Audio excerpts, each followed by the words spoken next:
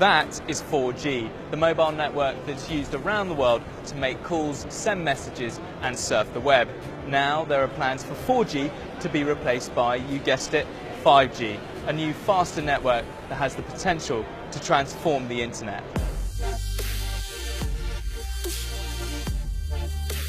5G is a software-defined network.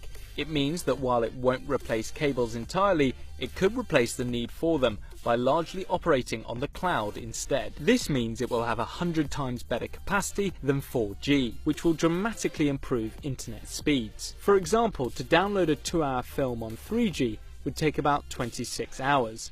On 4G you'd be waiting 6 minutes, and on 5G you'll be ready to watch your film in just over 3.5 seconds. But it's not just internet capacity that will be upgraded, response times will also be much faster. The 4G network responds to our commands in just under 50 milliseconds. With 5G, it will take around 1 millisecond, 400 times faster than a blink of the eye. Smartphone users will enjoy a more streamlined experience, but for a world that is increasingly dependent on the internet just to function, a reduction in time delay is critical. Self-driving cars, for example, require a continuous stream of data. The quicker that information is delivered to autonomous vehicles, the better and safer they can run. For many analysts, this is just one example of how 5G could become the connective tissue for the Internet of Things, an industry that's set to grow threefold by 2025, linking and controlling not just robots, but also medical devices, industrial equipment, and agricultural machinery.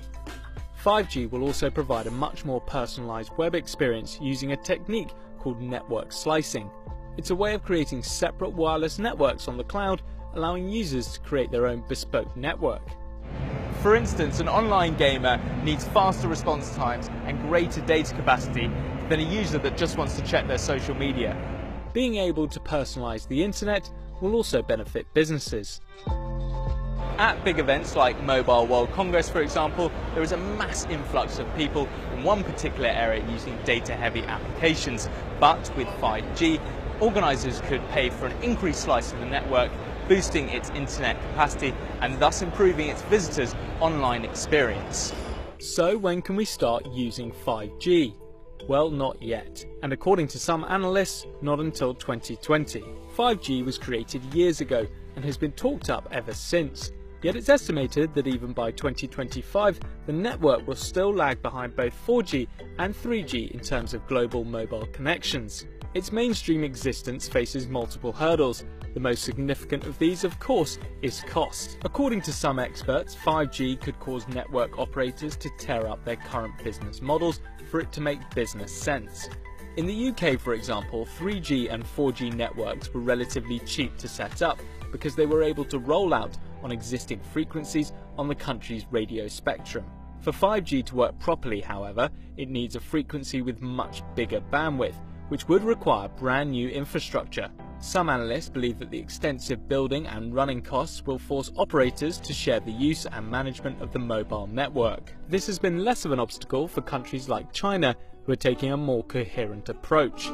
The government, operators and local companies such as Huawei and ZTE are about to launch big 5G trials that will put them at the forefront of equipment production for the new technology.